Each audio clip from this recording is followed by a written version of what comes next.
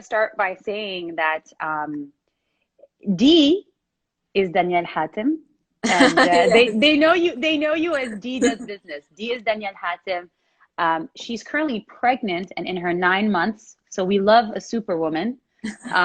Really, I feel you're going to be doing these lives while you're giving birth almost, right?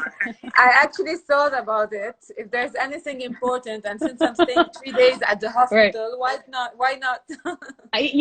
Because there's like constant news now with what's going on in Lebanon, so it's going to be interesting Yeah. to follow up. For everybody tuning in, Dee is a business influencer. I like to call her a business commentator and analyst as well. She is commenting today on the latest economic situation in Lebanon. This live was it's interesting for me because a lot of people, and the feedback was very positive because of all the pressing concerns now because of the situation we're in. And we're going to get right into it because I know we have 40 to 45 minutes, and we're going to take all your questions. Thank you for tuning in. Danielle. Yes. So as it stands today, I wish I could say we were meeting under better circumstances, but they're not. They're not good. This is the worst economic crisis the country has seen since the Civil War. And a couple of days ago, the government sought support from the IMF, $10 billion in addition to the $11 billion it seeks from SED. Is this realistic? How? Go ahead.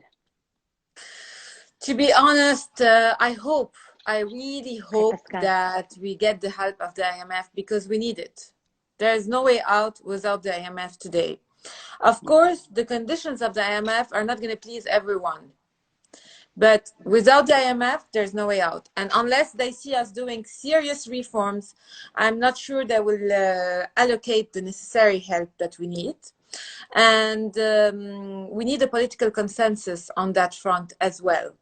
So I'm just hoping we get the IMF as soon as possible because we need external financing very soon. And this could open the way for SED. Sorry, I'm cutting. Go ahead. Here.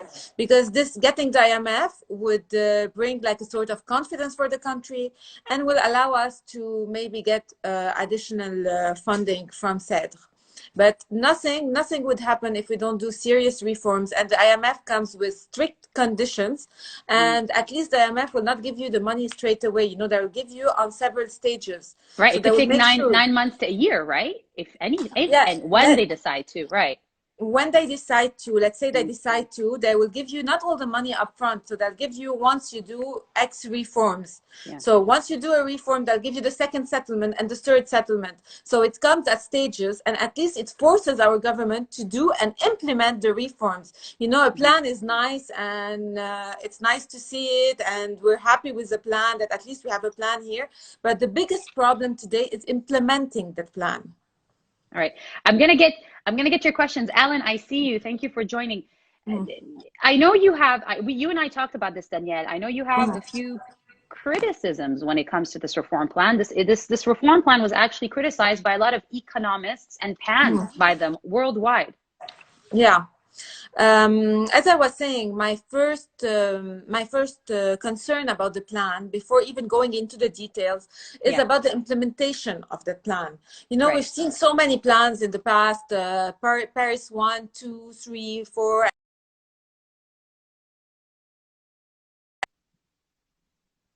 Okay, let me switch to 3. Because we never implemented. Yeah, we never implemented anything. It never took. It never happened. So basically, the plan is a vague plan. In my opinion, it's a vague plan. But the good thing about it, Lisa Frem is saying that it's a vague plan. Yeah. Yeah, she's right. In fact, the good thing is that at least we have numbers. There's transparency. You know that today the banking sector, the losses in the banking sector. So you know that there is a problem in the system today, so that they were clear on the problem. It's there, and we know there's a problem. But I have some concerns. My first concern would be about the depositors. For example, it wasn't clear which depositor will be affected. About the clawback of interest, what is considered excessive interest. And you can think also about they said that they would bring back the money that was transferred abroad. Yet there was no official capital control. So how can they do that? Is it legal? Is it not legal? Is it feasible? Not feasible? And I still have also concerns about how if the assumptions are really realistic when they are taking an exchange rate of 3,500, whereas the black market today is at 4,000 and above. So Yeah. is that really realistic? 4,200 today, Danielle. I'm Yeah, suffering here. above. Yeah. Who's So not suffering here? It's everyone's suffering. I The want to lira I lost all right. 70% of its value, It's 70. basically. It's 70 and it's still going up. You know, it's I'm going to start taking a few questions. One Okay. from Alan Mahana and then I'll get back to our discussion. Will the Yeah. government be open enough to reform? Can the IMF be that influential? Honestly, they have no other choice. That's the thing. Now, Akid, first of all, most importantly, we need political consensus on that part. Mm-hmm. So if we don't get a political consensus, we will not see any reforms and we will not get any IMF. But if we don't get the IMF help today, we're going to the worst case scenario and we won't be able to even import the necessities that we need today. So Tell me, they yeah, really have no choice. I want to get, I'm gonna ask you about imports in a second, but, Mhm. and we'll talk about worst case scenario. Hello to Dr. Rana Sharara and Nada. My sister is in here as well. Hi, You're, doctor. I know for, her. I like for her. anybody who's tuning in, we're talking to business influencer. She wants to call herself influencer. I want to call her a business analyst and a commentator. Danielle, I want Yes. to go on with a question here from Lisa Flam. Doesn't the plan indirectly blame depositors and banks? And this brings me to one of the questions that was very important when I was doing the research for today. How did we get here and who is to blame? Okay. These are two different questions. Yes. How did we get here? That's a story that goes back to the post-war, how we built our economy post-war. So we built our economy that is mainly based on the banking sector and the tourism and on services. Okay, so mainly and also we had the peg. We started having the peg system. Basically what happened is that any factor that influenced negatively the tourism or the banking sector would have a major drastic impact on the country. Plus, you are a country that relies a lot on imports. Basically, you import around 20 billion per year and you export just 3 billion. You have a trade deficit yearly of around 17 billion. And the cost of maintaining the peg is very high. Before, you were relying to maintain the peg on tourism, on foreign direct investments that usually went to the real estate sector. All out the window. All out the window now. But what happened, basically the turnaround happened in 2011 when you had the Syrian crisis and you had the Arab Spring. Money stopped coming into the country from Arab countries who were really investing in real estate. Plus the oil shock, so even our expats were impacted. So money started coming less, US dollars. You need fresh dollars to maintain the peg. This is what you need basically, plus to imports to be able to sustain with your imports that you have. So basically this started happening and we started using our reserves, draining our reserves. And in 2016, the BDL started doing something called the financial engineering in order to attract fresh money to the country. BDL, for anybody tuning in, is the Bank of Lebanon. Central Bank. It's Yeah, it's the central bank. It's Banque du Liban in French. So yeah. go ahead. I will be interrupting every now and then. People always sure. ask me, but I'm on a timeline, you guys, so you gotta bear with me. And so what happened, basically, they were giving high interests to get fresh dollars to the country. Even the banks were, the banks started selling Kamena Eurobonds to foreigners. So we needed fresh dollars at tout prix, let's say. And we were betting that with these schemes, we would get the SED funding. We were gaining some time. And this was 2018. And this was 2018. 2016. The SED was 2016 or 18? No, 16, the financial engineering. The financial engineering, right. SED was later. 2018, right. That we're going to get the money from SED to cover for it. So what happened is that SED never came. and we ended up defaulting on our. We didn't have enough reserve. We didn't have it. We have barely today 20 billion reserves to cover for our imports. So our country ended up defaulting, and that's where we are today. Okay, so people, I love how active you guys are. People want names. It's not about names, about who to blame, who to blame. Who are you gonna مين بدك تشتنا اليوم? No, that's not what it is. But it's you guys, it's a little more complicated than one single name, and I don't want to get into the politics of it with Danielle. But I will answer that question. But go ahead if you want to, please. يعني اليوم what happened إنه الBDL was betting that the government would do reforms and would be able to get back the SADR money, which they didn't. They weren't able to do because they didn't do the necessary reforms that we've been waiting for ages. So the government is to blame. But also, BDL has a part of responsibility for taking the risk and providing the high interest. We will not go into the financial engineering scheme, but again, it wasn't done in a way maybe that that's beneficial to the country. It wasn't done. It was actually adding debt, if anything, and exactly. You know, under the pretext that it's helping, but it isn't. So it's yeah. It's corruption. Lynn, you said it right. It's corruption. It's mismanagement. She actually said it in one of her comments. And this is something that everybody almost agrees on unanimously. And the banks took advantage of it. You know, the bank took advantage of this high interest and they distributed high dividends. So all of them, the government, the banks, and the government, the bank and the BDL are all responsible, have their share of responsibility in this whole mess today. Right. So that's why I believe that today when you give me this plan, also one of the flaws is that the government didn't negotiate with two main parties involved in this plan, which are ABL and the governor, which is the BDL. So also this is a flaw for me in the latest reform plan that was suggested. Danielle, I wanna take a question here. We have a question from our friends at Antwerp. Antwerp, thank you for tuning in. Do you think that external influence has also tightened access to the dollar into Lebanon to limit its seeping redirection to Syria? I'm guessing here, if you can answer non-politically, then yeah, that would be actually the best thing to do. But honestly, it's only a political answer to this, because I believe that yes, there's political influence in the whole. I can't answer it in another way. Because there is maybe some part going to Syria. I don't know exactly the numbers, but yes. Dana Sharara is saying, SADR is also a huge debt. It was never a donation. That also would have been temporary. This is not sustainable.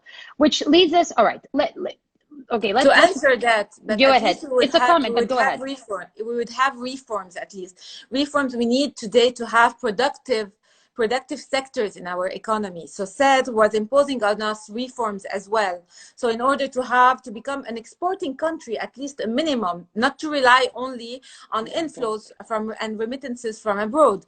So at least once we become a productive economy, we can start importing things and then repay our debt. But when we do nothing, we cannot repay our debt, of course. Danielle, like when you talk about reforms, like, you know, I'm thinking strict reforms. You're thinking about what? Like the privatization of some state assets, like EDL, for example, or cutting costs within the public sector. What are you know, what kind of reforms? Because reform is a word that's being thrown around here and there. So how likely can it be achieved and implemented, considering a lot of opposition in political parties? First reform is to be done on the electricity sector.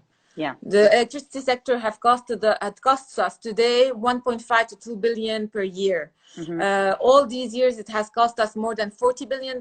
That's huge. That's almost our GDP, which makes me believe that that's the first point to tackle. Then, of course, you can look to privatize, to work to privatization. You can work on the agriculture sector today. You can incentivize people to manufacture in Lebanon, the industries. Of course, you need to cut your public sector because there are people that are inefficient in the public sector. You need to cut them. And this is one of the conditions of the IMF. It won't please everyone, but it's a condition. Lots of answer, guys. lots of questions. I'm sorry. Somebody, Eli Bajos, is like, how can you answer non-politically to this? It's sad because it is very political. I agree. And it's, you know, it's a sad situation that we're in. But Rana is saying weed. Yes, weed, but they are talking legalizing Oh, cannabis. doctor, what would we do without you? Go ahead. Yes, of course, but not only weed, يعني, weed and so many other things can be done. You can. مهضومة بس ايه يلا go ahead. I'm sorry هلا because بدنا people كلنا are نعيش على بدي اقول لها رنا بدنا كلنا نعيش على الويد تنظهر من هالحاله يعني اليئيس اللي احنا فيها ما بعرف اليوم. إذا بنظهر أو بنصير elsewhere يعني بس إنه this is how it is. You know, people are concerned, people are worried, people are anxious, and rightfully so. And I think something that really stood out in what you were saying, and you said it before anybody at the time, you said that this coronavirus was going to create after it was going to ease a little bit, it was going to create the biggest revolution, and because of economics, and you know that the October 17 one would look nothing like what's to come. And you said it, and you couldn't have been more right, because I think where we're headed right now, and it's gonna get, I tell everybody this, it's gonna get really bad before it gets better. So do you want to comment a little bit on that? And you, when you mentioned that? Yes, I said it last time بتصور وقت I was with Lana Sahidi. I was talking on the live and I said that. You posted it on your Insta stories as well. I was checking.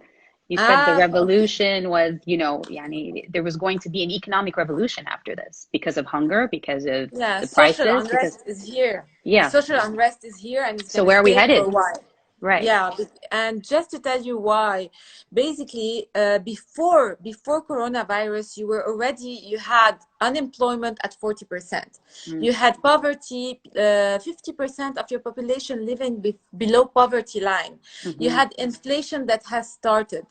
Yet your currency today lost 60 to 70% of its value today. Even the latest government plan, expect 53% of inflation. People have no access to their bank account. Their purchasing power is low. Getting lower by the minute. Yeah, the social affairs ministers told CNN, I read an article this week, he told CNN that 75% of Lebanese population will seek aid. You are erasing the middle class. With coronavirus, post-corona, a lot of businesses will not open. You will see a lot of unemployment, more layoffs, people will lose their jobs. So Danielle, what future for businesses which rely heavily on imports? These businesses will have to adapt. To be honest, we'll have to import or less. go out or file for bankruptcy. Right. Yeah, that's why I'm telling you, a lot of people will go unemployed, or they will have to adapt. It started already. And today, the biggest problem, you know, what's the biggest problem is that businesses have not adjusted the salaries have not adjusted to the decline in the purchasing power of people, and to the currency. So that's also a big problem. People don't have even the means to buy the necessities for them, for their family. So you tell me social unrest, I tell you, yes, it's here to stay, and it's going to stay for a while. And unless the government decides to reach a political consensus, to go with the IMF, to do the necessary reform, because yes, the IMF is there, but the IMF won't give you the money unless you are serious about the reforms. Here's hoping. You know, it's sad because even the Association of Banks was heavily opposed to the reform plan that the government came up with. And they said that within the next 10 days, they're going to propose an alternative rescue plan, which would safeguard a portion of their capital.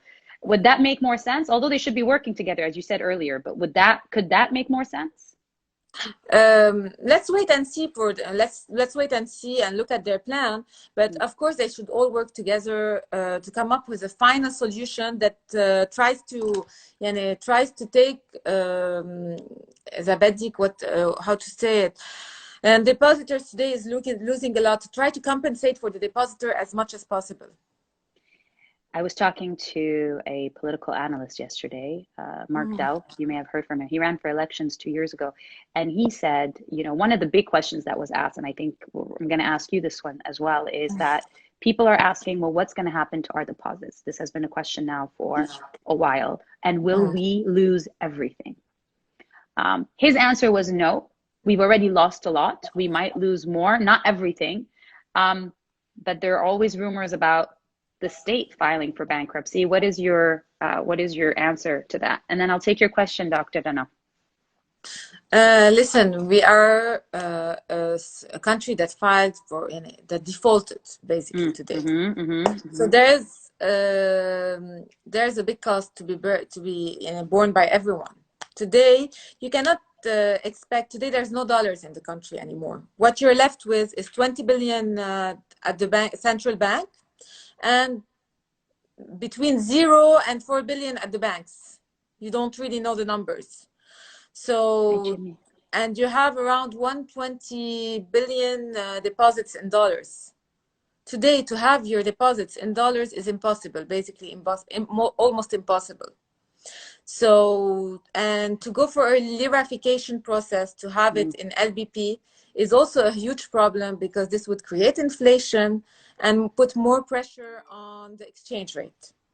So basically what they did in the plan, in the latest plan, they gave three options to depositors. The option for big depositors, they said they will try to safeguard as much as possible. No like haircut. 98%. But is that possible? Yeah. I don't know how possible that is, because the losses are huge, and we're talking about more than 80 billion for the banks losses, and you need to erase their liabilities in a way or another for them to continue to survive. So basically they gave they are proposing three options where depositors would choose from a bail-in, or bail-in mean basically starts having shares in the bank, or long-term instruments, so you get paid maybe in 10 years down the road, or to have shares in a recovery fund where they would bring back like stolen money and have some assets from the government that are managed, some profit from the assets of the government. So three options to give to big depositors. Now, they didn't define what do they mean by big to medium depositors. They didn't define it. So that's where I tell you there's not enough detail. Lisa, I see your hi to Jorge. Jorge, thank you for tuning in to this. Our dear trainer. I don't think he's very proud of me these days, but we're gonna leave that for later. Lisa Friend, very active today. She is asking, would a bail-in be worth anything? Exactly. And I'm gonna get back to your questions. Yeah. That's a very good question, because in Cyprus, they bailed in Bank of Cyprus and it's worth nothing.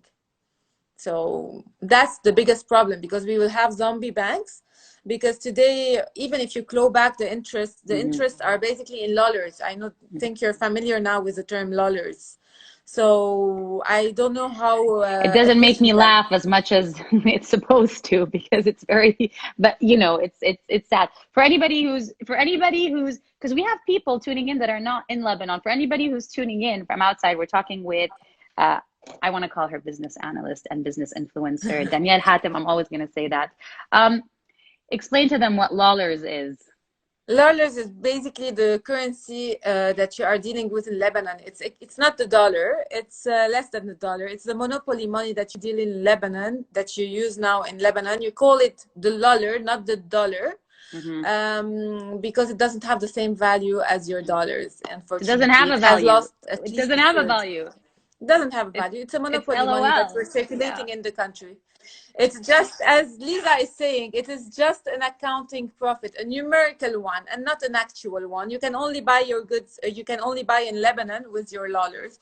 An apartment, a lot of people are taking that dollars to buy an apartment, a real estate, because they believe that real estate, maybe with time, it's going to gain value, and the dollars is going to be worth almost nothing. Anyway, today, if you try to go buy anything with your dollars, you'll see that it's ×3. You have to pay 3 times. Basically because of Angie Kirijian, thank you for tuning in. She is asking, going back to the IMF, shouldn't there be a committee by the IMF to monitor the reforms, and or make sure they are implemented? How about legal bodies? Of course, there should be, and there will be. In my opinion, IMF are being very strict. I'm just following. Okay, they said they looked at the plan, and it sounds good, but they're not going to give money to Lebanon this way. It's not going to be as easy as they think. With just filed for their, we just asked for their help. Let's wait and see what's going to come next, honestly.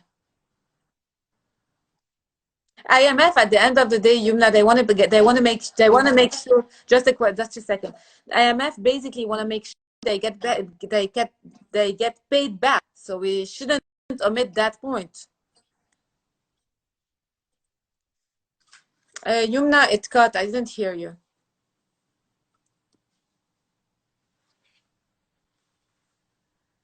Is it my connection or yours?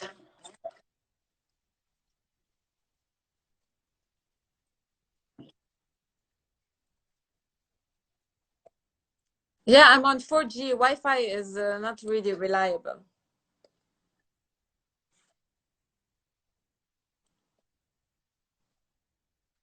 I don't know what he means by this one. Can you read Okay. it? It's mainly to fix their books with fresh money. Thank you for your question, Bahij. Yeah, I didn't follow you here. I can't hear you. It's cutting. عم بيسأل what is your view on the times 2.1 Bank Audi offered and other banks are following 2.4. They stopped it. By the way, guys, they stopped this product, and in my opinion, it was good for people who want to close their loans. Just for people who want to close their loans, and they definitely want fresh money and to recapitalize the bank. Okay. Your question was before that. We can hear you, D. Can you guys hear us, by the way? I'm sorry if the Wi-Fi is taking some. Can you guys hear us? Yeah, Rana says she can hear us. She can hear me at least, D. Okay. All right. We can hear you, D. Okay. Dr. Rana. You guys, Rana, haircuts. They keep asking about haircuts. Do you want to comment on haircuts before I move on with other questions? Yeah, as I said, haircut is not something we can escape from. It can come in different forms, guys. It doesn't have to come straight away, a straight haircut on your deposit. It's coming in. A bail-in is a haircut. Basically, you put money in the bank, you're getting less, you're getting a haircut. It's an indirect haircut. You get liras instead of dollars. This is a haircut. You get a bail-in and you get shares in the bank. Haircut, because you don't even know this is maybe a zombie bank and the share will go to zero. So yes, a haircut it's gonna come in different forms. If I'm with a haircut, of course, no, and I don't want to have haircut on my account. But what's gonna happen today? I don't think there's a way out without being hurt. There's no way out without everyone being hurt, because there's no dollars in the system. There's no money. It has evaporated, and that's unfortunately a hard truth to say, but it's the reality of things. The numbers say it.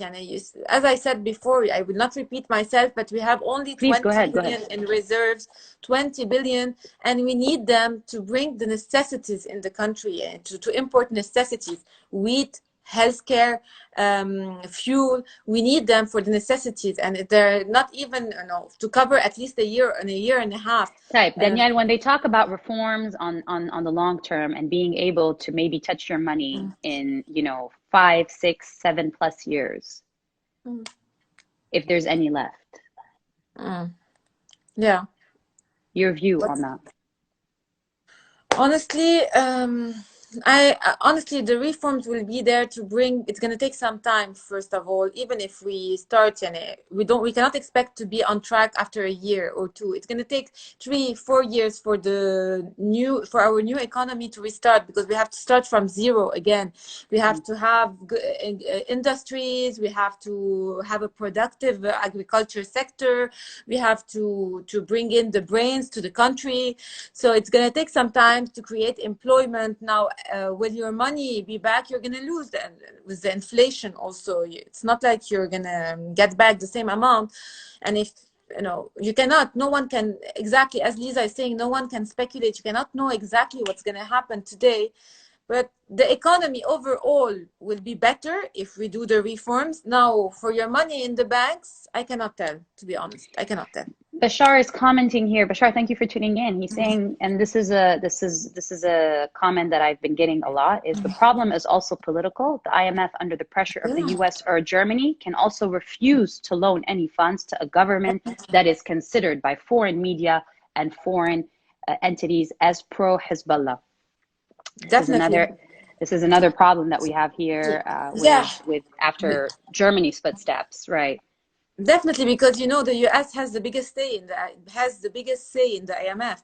So of course it's political. I do think it's political. You cannot remove the political side out of it, and you need a political consensus in Lebanon in order to get the reforms done and to show seriousness about your work. You need to control the borders. You need to control the customs. You need to do many things. Now, are they willing to do so? Maybe they're feeling the pressure, and the exchange rate is rising daily. You have a new all-time high. You're going to see more and more social unrest to come. Now, Corona is maybe holding out people from the streets, but sooner or later, you will see people on the streets. They can't afford necessities. Sooner than later Yeah, than yet at this point. I think at this exactly. point, when people are Yeah. telling you that they're more afraid of Mm. dying out of hunger than So they are yes, being hit by politics. COVID-19, they're saying pretty much what needs to be said at this point, I think. So yes, politics play is really the elephant in the room. A lot of economists, I was talking with Mike Hazar on my page on Monday, and I was Mhm. telling him that a lot of economists, I've read so many plans, a lot of them disregard the big elephant in the room, which is politics and, Which the is why we parallel. are here. I mean, I think we should say it. It's okay to say it. We're here because of politics. Yeah, We're exactly. We're here because of mostly, politics. if a good 90%, I mean, sure, there's been the financial engineering and there's been, the central bank may have done a few faux pas, but the politics of the country is really what's always held it back. And the fact that there is Totally no agree. unity.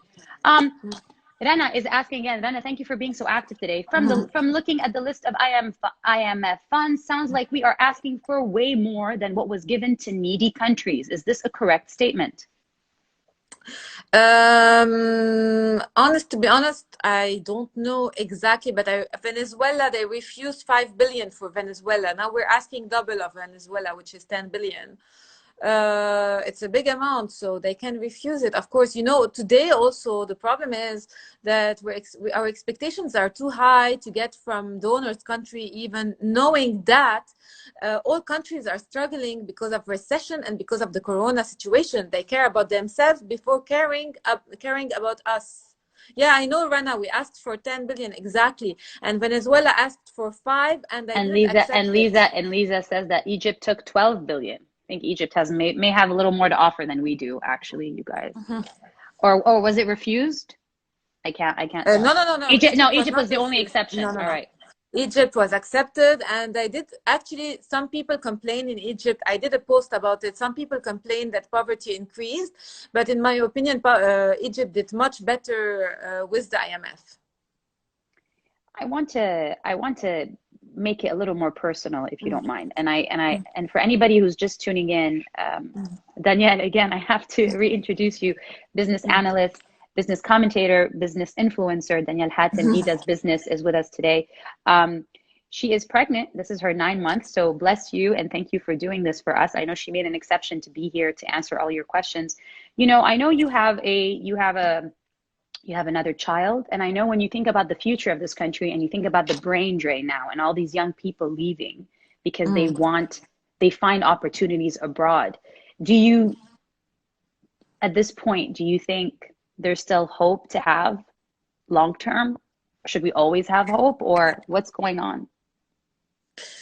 Yumna, I started this page to educate people, especially for the youth. I started this page for the youth because I thought that the youth needed to be directed in a certain way.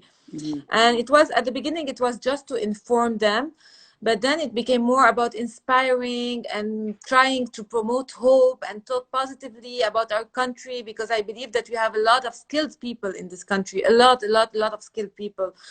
um, I've had some moments where I felt that we're really doomed, especially lately. I'm not feeling at ease. I have a lot of concerns at the moment, and especially that I have a second child. I'm worried about the future, of my family as a whole as well. But I want to believe that now the government has come to a point where they have to take the steps and work towards us getting. That's why towards getting a better إذا فكرت. economy, a more productive economy. And that's why I told you at the beginning, okay, I want to criticize the plan, but at the point also, I don't want to just criticize the plan like everyone does. I want to say, okay, we're one step forward. They did a plan. Today, they did another social plan that I shared on my stories as well. They're working. The guys are working. Now, of course, we need political consensus, but if there will be in it, somewhere, I think maybe the pressure on the exchange rate is good for them to wake up, for the social unrest, for people to stop following their leaders blindly, to understand that their leaders, when they tell them, we don't want a haircut, it's not true. The haircut is coming indirectly, guys. Wake up. Your leaders got you nowhere. Really, they got us nowhere.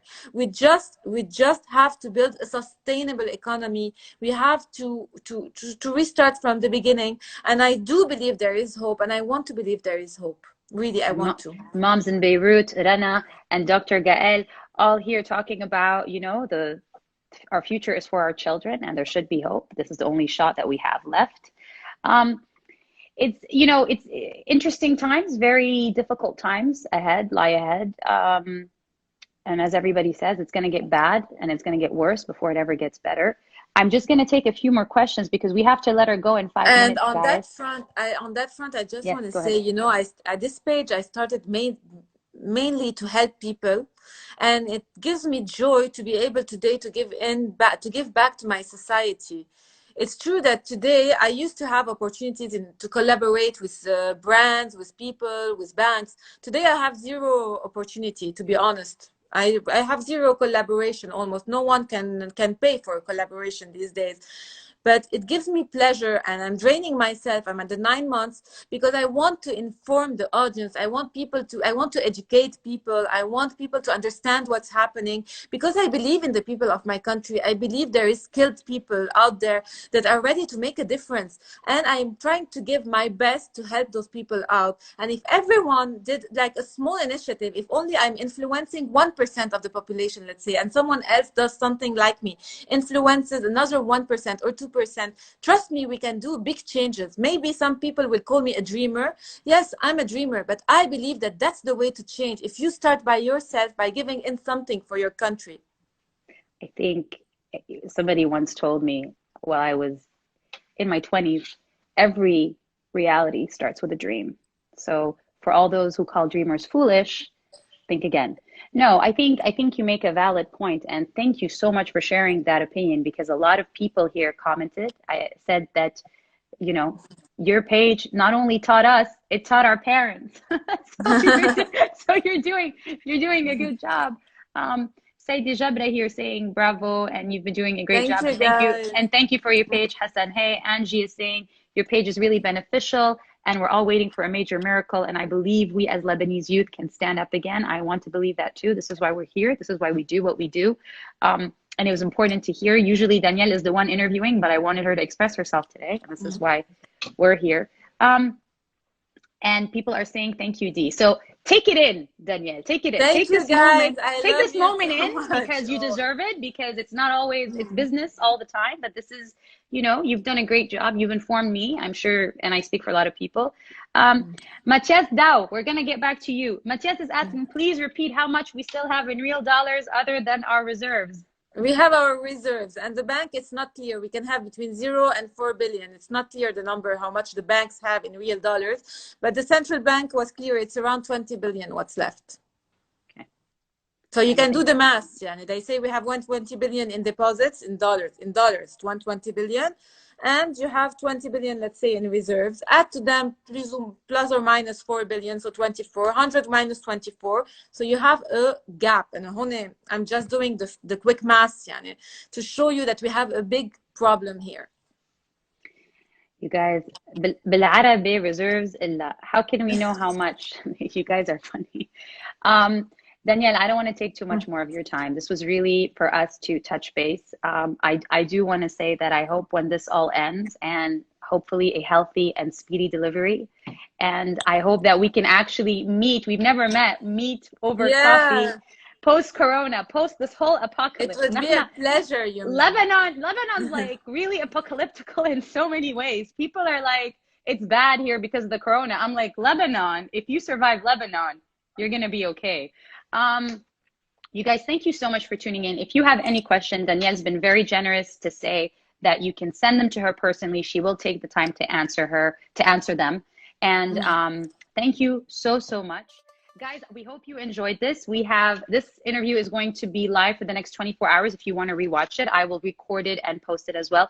Danielle, thank you for being here Thank you for for this. hosting me, Youmna. It was a pleasure No, being with no, and you. Really. I'm really happy that you got to hear that, because we do what we do, and I don't know how much acknowledgement we get or recognition, but what you do is really helpful. It's helpful to me, it's helpful to a lot of people, and I know there's a lot of fans of the page. So thank you for taking the time. I know it takes a lot of effort, it takes a lot of dedication. So thank you for that from me and on behalf of all our viewers today.